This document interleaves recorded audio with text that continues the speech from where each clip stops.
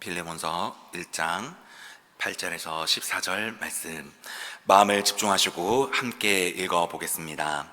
이러므로 내가 그리스도 안에서 아주 담대하게 내게 마땅한 일로 명할 수도 있으나 도리어 사랑으로서 간구하노라. 나이가 많은 나 바울은 지금 또 예수 그리스도를 위하여 갇힌 자 되어 갇힌 중에서 낳은 아들 오네시모를 위하여 내게 간구하노라.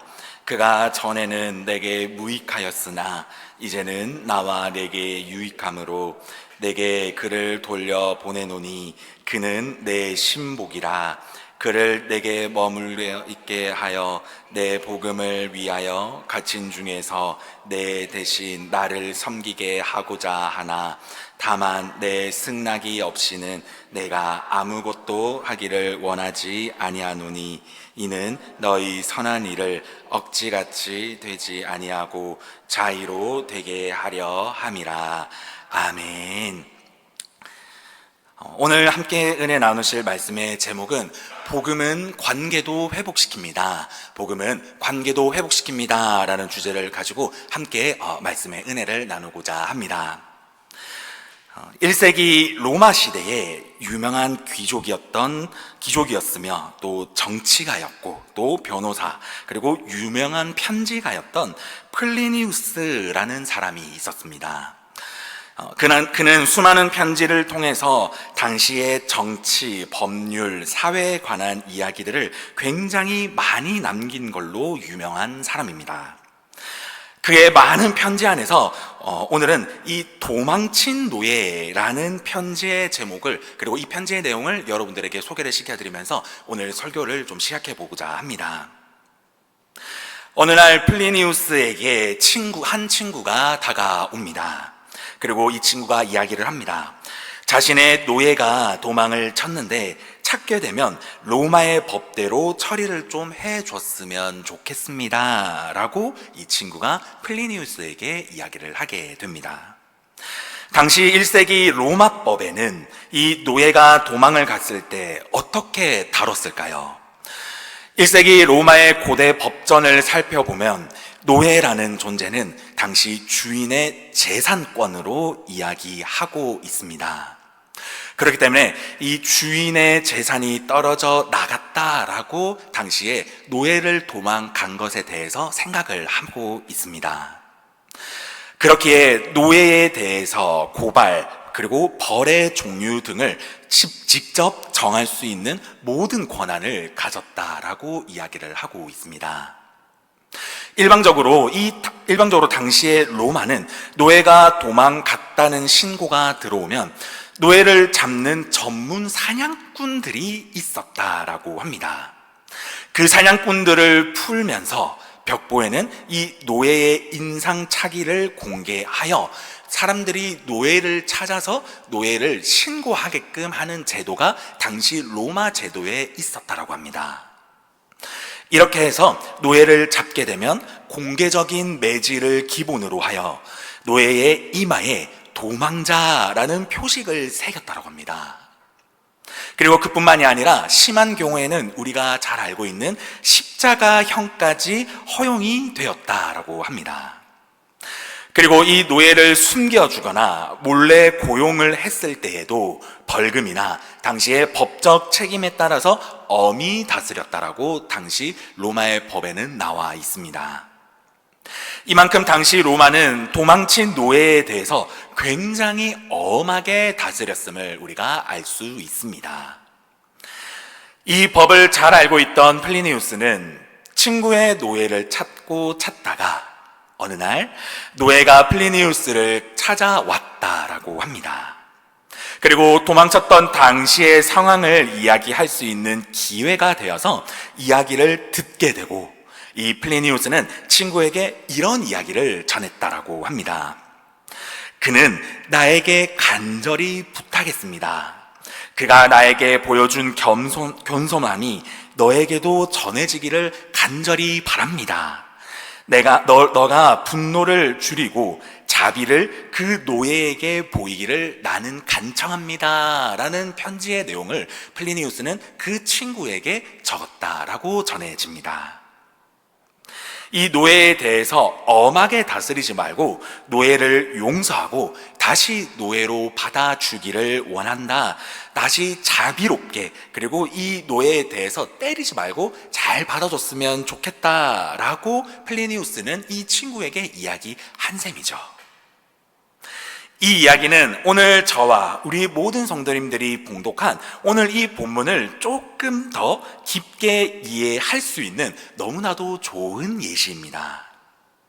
오늘 본문이 얼마나 깊은 의미가 숨어 있는지 오늘 이 예시를 우리가 기억하면서 본문을 보게 되면 조금 더 깊은 하나님의 의미를 깨달을 수 있습니다. 바울이 전도 여행을 마친 후 감옥에 들어가게 됩니다. 그리고 바울의 사역 동방자였던 이 빌레몬이라고 하는 사람에게 적었던 편지의 내용이 바로 우리가 오늘 읽었던 이 빌레몬서입니다. 빌레몬서의 첫 장을 내용을 살펴보게 되면 빌레몬이 데리고 있던 한 노예가 오늘 소개가 되고 있습니다. 그의 이름은 오네시모라고 하는 사람이었습니다. 그런데 이 오네시모가 빌레몬의 집에서 종으로 살다가 어떠한 일로 인해 도망을 치게 됩니다. 빌레몬은 그를 찾고 있었던 상황이었고요. 그리고 얼마 지나지 않아 이 오네시모가 잡히게 되어 바울과 같이 감옥에 들어오게 됩니다. 감옥 안에서 오네시모는 바울을 통해서 복음을 듣게 되고 하나님을 깊게 만나게 됩니다. 이 과정에서 바울은 갇힌 중에 낳은 내 아들이다 라고 오늘 본문은 바울이 오네시모를 소개하고 있습니다. 10절에서 12절 말씀인데요, 제가 읽어드리겠습니다. 갇힌 중에서 낳은 아들 오네시모를 위하여 내게 간구하노라. 그가 전에는 내게 무익하였으나 이제는 나와 내게 유익함으로 내게 그를 돌려 보내노니 그는 내 신복이라 라고 이야기하면서 바울은 이 빌레몬에게 오네시모는 단순히 종이 아니라 이제 나에게 너무 귀한 존재다 라고 피력하고 있습니다. 여기에서 바울이 12절에서 이야기했던 내 신복이다 라는 말을 우리말 성경으로 보게 되면 그는 내 심장입니다 라고 이야기를 하고 있습니다. 그 정도로 바울은 이 오네시모를 단순히 죄를 짓고 들어온 빌레몬의 재산이었던 오네시모가 아니라 바울을 통해 거듭난 하나님의 영혼인 오네시모라고 생각하고 있었던 것이었습니다. 그렇기에 바울은 이 오네시모를 누군가의 종이라고 생각하지 않게 된 것이죠. 그런데 바울은 이 생각과 행동, 바울이 이 피력했던 이 모든 내용들이 당시 로마 시대에 맞는 생각이었을까요? 당시 제가 아까 앞에 이야기했던 대로 로마 법을 대입을 했을 때 바울은 이 오네시모를 숨긴 공범자가 되는 것이었습니다. 그리고 아무리 바울이 로마 시민이었음에도 불구하고 이 행동은 빌레몬의 재산을 훔친 굉장히 위험한 행동이었습니다. 빌레몬이 이것을 신고하게 되면 바울은 더 큰 위험에 처해질 수밖에 없는 상황이었습니다. 바울과 빌레몬의 관계는 사역으로 인해 굉장히 두터웠을 겁니다. 그렇지만 당시의 문화였던 이 로마법을 무시하면서 이 오네시모에 대해 이야기하는 것은 굉장히 쉽지 않은 일이었고 또 바울과 빌레몬 사이에서도 보이지 않는 눈치가 아마 보였을 수도 있습니다. 그럼에도 불구하고 바울은 이것을 의식하며 굉장히 놀라운 말을 오늘 우리가 읽은 본문에서 피력하고 있습니다. 그것이 바로 13절과 14절 말씀인데요. 13절 말씀입니다. 그를 내게 머물러 있게 하여 내 복음을 위하여 갇힌 중에서 내 대신 나를 섬기게 하고자 하나 다만 내 승낙이 없이는 내가 아무것도 하기를 원하지 아니하노니 이는 너의 선한 일을 억지같이 되지 아니하고 자의로 되게 하려 함이라 라고 바울이 빌레몬에게 이야기를 합니다. 바울은 이 오네시모에 대해서 빌레몬에게 이렇게 이야기하는 것이죠. 당신의 종 오네시모가 벌을 받아야 되는 것을 내가 잘 알고 있습니다. 그렇지만 복음을 위해 감옥에서 나와 함께하고 있습니다.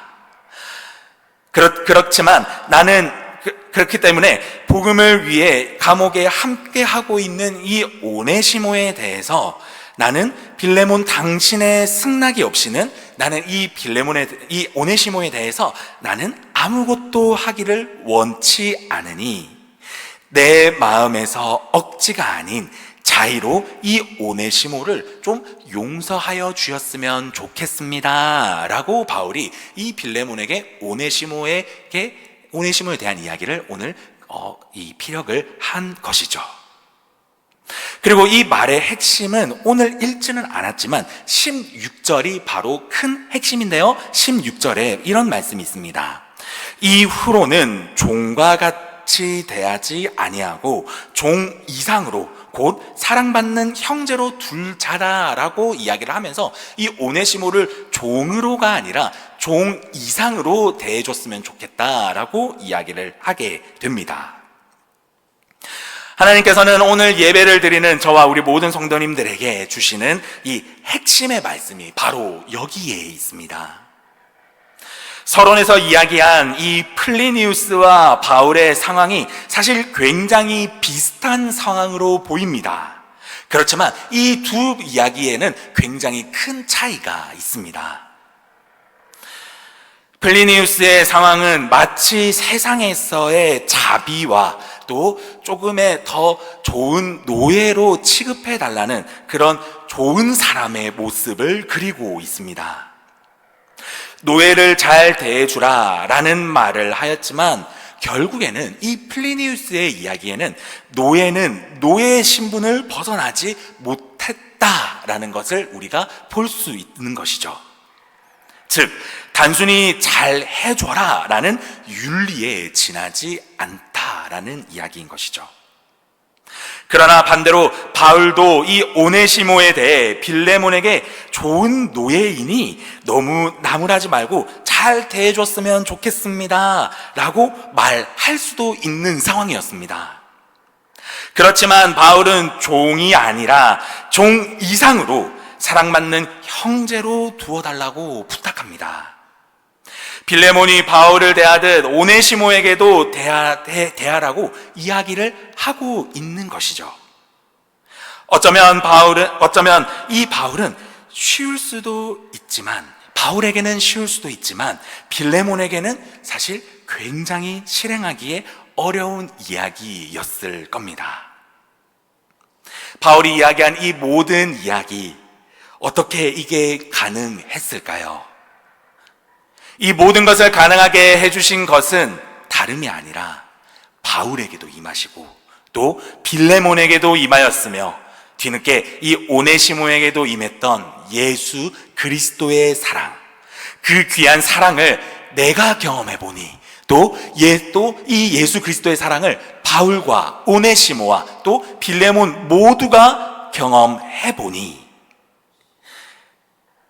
그 귀한 사랑을 세상의 문화도 또 세상의 법도 뛰어넘을 수 있는 마음으로 그 한 명 한 명이 성숙하게 만드는 그 사랑이 바로 예수 그리스도의 사랑인 것을 이 모두가 깨달았다라는 것입니다.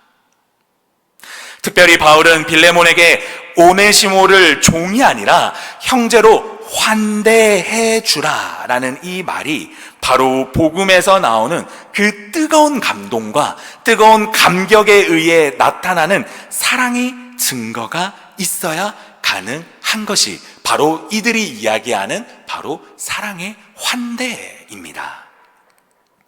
하나님께서 예수 그리스도를 우리에게 보내어 주시면서까지 사랑하셨던 그 하나님의 깊은 사랑의 감격과 감동, 그리고 그로부터 시작되는 하나님의 사랑의 그 능력, 그래서 복음이 우리의 마음에 뜨겁게 임하실 때 하나님의 진짜 사랑을 깨닫게 되고 내면과 외면의 모든 생각과 가치가 바뀌는 그 귀한 은혜, 그래서 세상 가치와 세상 문화를 뛰어넘어 하나님께서 주신 감동과 감격으로 인해 나뿐만이 아니라 옆 사람까지 그 사랑을 흘려보낼 줄 아는 그 은혜가 바로 오늘 여기서 이야기하고 있는 하나님의 사랑의 능력인 줄 믿습니다. 오늘 본문은 그 사랑의 감격과 사랑의 감동을 통한 환대를 저와 오늘 모든 성도님들에게 이 본문은 이야기하고 있습니다. 복음의 능력은 관계를 뛰어넘습니다. 복음의 능력은 상황을 뛰어넘습니다. 복음의 능력은 우리의 생각과 경험을 뛰어넘을 수 있는 능력이 있음을 믿으시기 바랍니다. 그 능력, 그 환대, 그 감동과 그 감격이 우리들에게 발현이 되려면, 우리들에게 드러나려면, 그러면 우리가 어떻게 해야 됩니까? 예수님의 사랑이 우리의 마음에 강하게 임하시면서 주시는 그 감동, 그리고 그 감격, 우리가 다시 회복해야 될 줄 믿습니다. 그때 그 당시에, 오늘 본문에 읽었던 그 당시에 상상도 할 수 없었던 그 사랑, 로마법에서는 절대 상상할 수도 없었고, 당시 로마 시대에서는 이렇게 하면 잡혀가고 죽을 수밖에 없었던 그 행동이었음에도 불구하고 이 바울도, 그리고 이 빌레몬도, 그리고 이 오네시모도 그들이 하나님의 사랑을 이야기하면서 그 당시에 그 문화와 그 모든 상황에서 상상할 수 없었던 그 감동과 그 감격, 그게 그때뿐이었을까요? 아니요. 오늘 예배드리는 우리 모두에게도 오늘 필요한 은혜인 줄 믿으시기 바랍니다.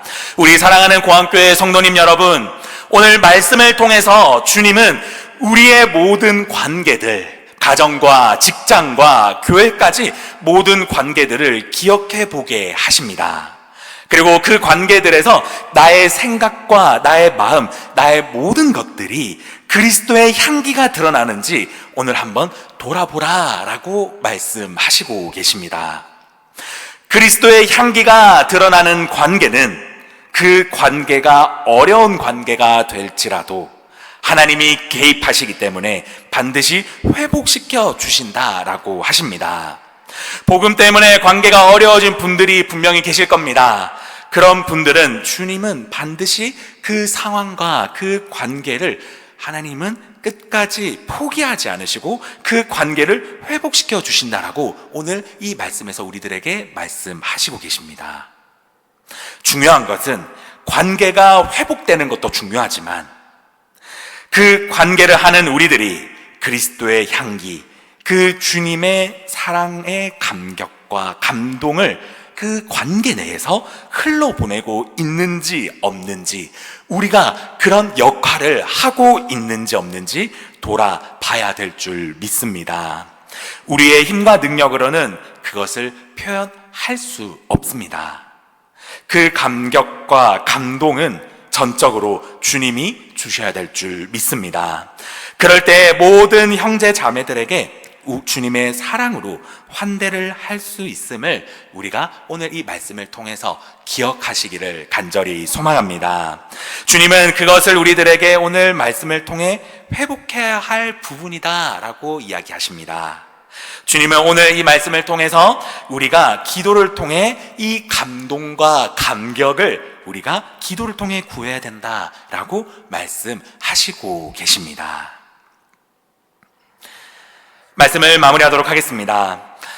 오늘 말씀과 오늘 말씀의 이 은혜를 나누며 성도님 여러분, 혹시나 지금 내 마음 가운데 떠오르는 한 사람이 혹시 있지는 않으십니까? 혹시 그 사람과의 관계가 혹시 어떠십니까? 혹시나 인간적인 환대가 조금 어려운 관계이지는 않으십니까? 복음의 능력이 주는 하나님의 감동과 감격으로 그 관계를 바라본다면 하나님께서는 우리들의 모든 관계에서 하나님의 향기를 분명히 드러내 주실 것입니다. 우리의 입과 생각과 행동을 변화시켜 주시며 하나님의 뜻대로 우리가 그 생각나는 그 한 사람과의 관계, 그리고 그 한 사람뿐만이 아니라 우리의 삶, 우리의 가정과 우리의 직장과 우리의 모든 관계를 통하여서 하나님께서는 우리의 입과 생각을 이끌어 주시며, 우리를 통하여서 하나님께서는요, 하나님의 향기를 드러내는 역할을 우리에게 감당시켜 주실 것을 믿으시기 바랍니다. 우리가 그런 역할을 하게 될 것입니다. 우리가 그런 은혜를 누리게 될 것입니다. 우리가 그런 하나님의 사랑을 가지고 그 감동과 그 감격, 그리고 그 두 개에 오는 그 환대까지 우리의 모든 관계를 통해서 드러낼 수 있는 은혜를 우리들에게 허락하여 줄 믿으시기 바랍니다. 그 은혜를 누리기 위해서는요, 우리가 회복해야 될 것, 그 은혜를 누리기 위해서는 우리가 반드시 기도해야 될 것, 바로 우리 마음 안에 있는 복음의 감격과 감동을 회복시켜 주시옵소서. 다시 그 간절함이 회복되기를 원합니다 라는 고백이 우리의 마음 가운데 다시 우리가 고백해야 될 줄 믿습니다. 오늘 이 모든 말씀을 통하여서요, 우리가 우리의 모든 관계들, 쉬운 관계부터 어려운 관계들, 그리고 불가능한 모든 관계들까지 한번 우리가 돌아보면서 이 모든 관계에 필요한 것은 나의 생각과 나의 가치관과 나의 경험만이 아니라 그 위에 있는 하나님의 사랑과 감격과, 그리고 거기에서 오는 환대로 내가 이 모든 관계를 바라보고 있는지 한번 바라보시면서, 그리고 우리가 오늘 이 말씀을 묵상하면서 한층 더 성숙해지는, 그리고 온전히 이 모든 관계를 하나님의 향기를 드러낼 수 있는 저와 우리 모든 성도님들이 되기를 예수 그리스도 이름으로 간절히 소망합니다. 아멘.